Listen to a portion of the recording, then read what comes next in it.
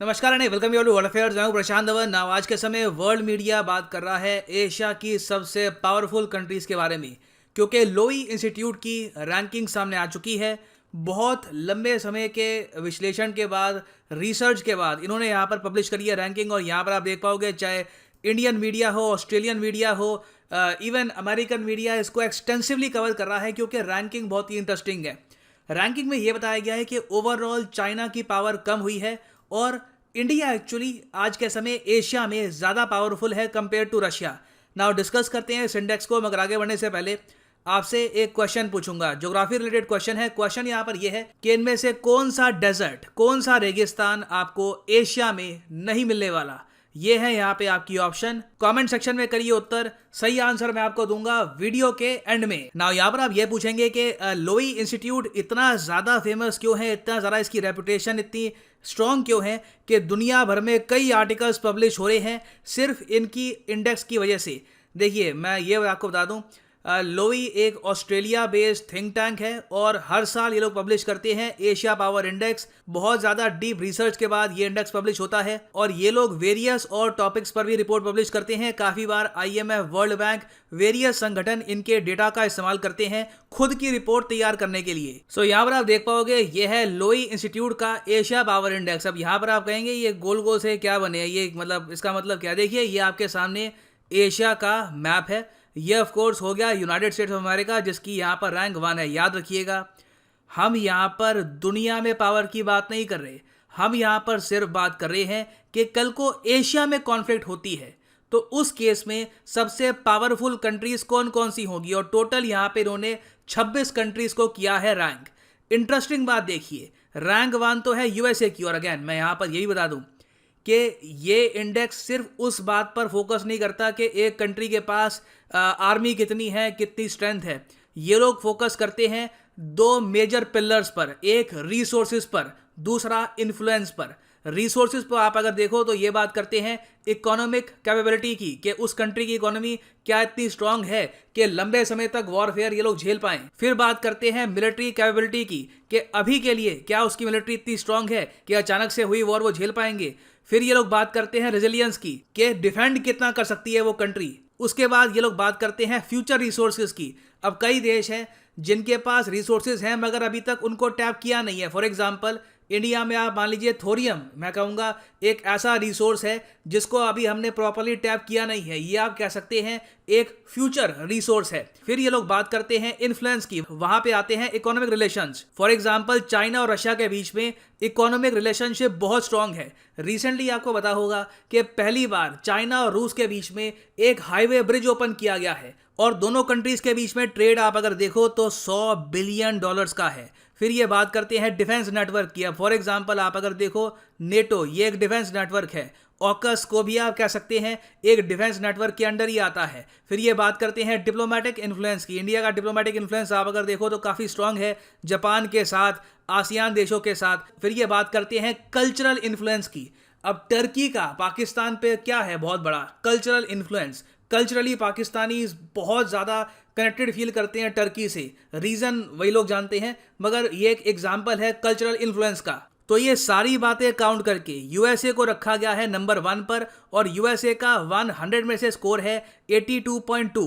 Number 2 पे इन्होंने रखा है चाइना को। चाइना का एक्चुअली ये लोग कह रहे हैं कि ओवरऑल जो चाइना की पावर है कम हुई है, और चाइना की पावर के कम होने का एक बहुत ही बड़ा रीज़न यहाँ पर यह है कि इनका डिप्लोमेटिक इन्फ्लुएंस बहुत ज़्यादा कम हुआ है। ये बात आप सब लोग मानेंगे, बिल्कुल ऑब्वियस है कि शी जिनपिंग के अंडर चाइना जिस अग्रेशन से आज के समय डील कर रहा है, चाहे वो सेंट्रल एशियाई देश हो, इंडिया हो, आसियान देश हो, सब लोग चाइना को एक प्रॉब्लम की तरह देख रहे हैं। एवरीवन लुक्स एट चाइना के इसको कैसे डील करें, ये इतना स्ट्रॉन्ग कंट्री अब बन गया है, इतना अग्रेसिव है, इनमें कोई रिस्पॉन्सिबिलिटी नाम की चीज़ नहीं है। ये सिंपली बस विस्तार करना चाहते हैं, ज़मीन चाहते हैं कि इनके एम्पायर में और ज़रा ज़मीन जुड़ती जाए। तो ऐसे कंट्री का जो डिप्लोमेटिक इन्फ्लुएंस है, जो डिप्लोमेटिक नेटवर्क है, ये लगातार इनके सिकुड़ते जा रहे हैं।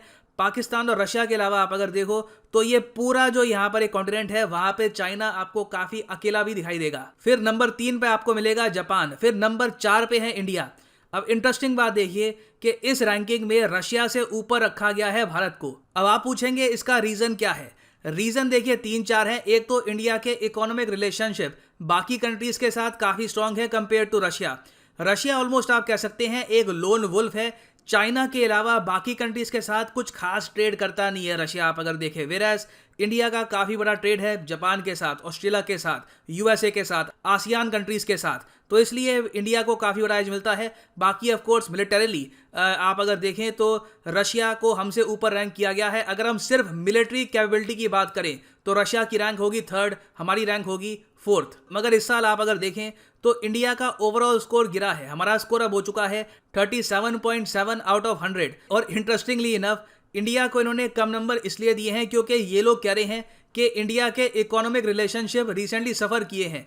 ये ऑफ कोर्स बात कर रहे हैं RCEP के बारे में, जो फ्री ट्रेड एग्रीमेंट इंडिया ने रिसेंटली साइन किया नहीं था, तो वो इस वजह से कह रहे हैं कि इंडिया का स्कोर थोड़ा सा हमने कम किया है उस वजह से, क्योंकि ये लोग मानते हैं इंडिया की जो इकोनॉमिक इंटीग्रेशन है ये इतनी स्ट्रांग नहीं हुई इस साल। फिर नीचे आप अगर देखो भारत के तो आपको रशिया मिलेगा, और रशिया के बाद यहाँ पे है ऑस्ट्रेलिया। ऑस्ट्रेलिया की यहाँ पर रैंक है 6th। फिर नीचे आप अगर देखें तो वेरी इंटरेस्टिंगली ताइवान को भी यहाँ पर रैंक किया गया है। और ये बात देखकर मैं जेन्युइनली काफ़ी अम्यूज्ड हूँ कि इन्होंने ताइवान को पाकिस्तान के ऊपर रैंक किया है। पाकिस्तान की रैंक आप अगर देखें तो ये है 15, ताइवान की रैंक इन्होंने यहाँ पर दी है 14th। और इसका एक बहुत ही बड़ा रीजन ये है, मैं एक्चुअली कंपेयर करके दिखाता हूँ आपको ताइवान और पाकिस्तान को। ताइवान एक्चुअली पाकिस्तान को बीट करता है, सिंपली आप समझ सकते हैं ट्रेड की वजह से, कल्चरल इन्फ्लुएंस की वजह से। वैसे अगर हम बात करें सिर्फ मिलिट्री कैपेबिलिटी के बारे में तो पाकिस्तान की यहाँ पर रैंक होगी 9th और ताइवान की यहाँ पर रैंक होगी 11th। फिर आगे आप अगर देखो तो नॉर्थ कोरिया की यहाँ पर रैंक है 17th और श्रीलंका को यहाँ पर रैंक दी गई है 20th। इंटरेस्टिंगली इनफ बांग्लादेश को यहाँ पर आप अगर देखो तो नॉर्थ कोरिया और फिलीपींस से भी कम रखा गया है। बांग्लादेश की यहाँ पर रैंक है 19th और नेपाल को भी यहाँ पर रैंक किया गया है। बाय द वे नेपाल की यहाँ पर रैंक है 25th और लोएस्ट रैंकिंग यहाँ पर दी है पपुआ न्यू गिनी को। पपुआ न्यू गिनी आपको पता होगा ऑस्ट्रेलिया के नॉर्थ में एक देश है, रफली 90 लाख की इनकी आबादी है और रिसेंटली इनका इन्फ्लुएंस भी कुछ हद तक बढ़ा है, इसलिए बाकी और छोटे कंट्रीज को यहाँ पे नहीं रैंक किया गया, पपुआ न्यू गिनी को स्पेशली यहाँ पर रैंक किया गया है। तो इस रिपोर्ट के हिसाब से एज इंडियंस हमारे लिए क्या इंपॉर्टेंट पॉइंट निकल के आता है, देखिए कहीं ना कहीं हमको हमारा जो ट्रेड है रीजन में और ज़्यादा इंक्रीज करना होगा। अभी व्लादिमीर पुतिन आपको पता होगा इंडिया आने वाले हैं, कल इंडिया में आएंगे और बताया ये जा रहा है कि दोनों देश रखने वाले हैं एक बहुत ही बड़ा ट्रेड टारगेट $50 बिलियन का 2025 तक।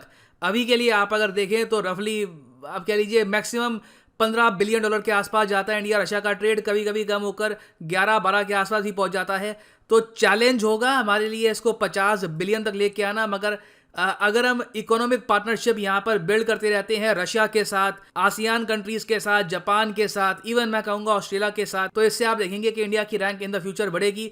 और कोई बड़ी बात नहीं है कि आने वाले कुछ सालों में आपको इंडिया जापान को रिप्लेस करता हुआ भी दिखे।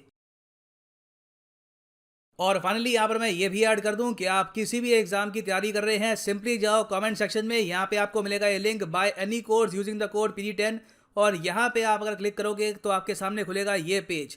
और आप कोई भी एग्जाम, किसी भी एग्जाम की आप प्रिपरेशन कर रहे हैं, चाहे UPSC, SSC, bank, CDS, IIT, JEE, NEET, किसी भी एग्जाम की प्रिपरेशन कर सकते हैं थ्रू अनअकैडमी। मगर यहाँ पर जो कोर्सेज के प्राइस लिखे हैं पे करने की आवश्यकता है नहीं। Use the code PD10। For example आपको प्रिपेयर करना है for UPSC, click on UPSC CSE, get subscription और यहाँ पे आप खरीद सकते हैं प्लस या फिर आइकॉनिक कोर्स। मगर जो यहाँ पर प्राइसेस लिखे हैं, नेवर पे दीज प्राइसेस, सिंपली यहाँ पर कोड डालो PD10 और प्राइसेस यहाँ पर अपने आप गिर जाएंगे। So use the code and save your hard earned money. So इसी नोट के साथ यह है वीडियो का अंत। Thank you for listening and as always God bless you all.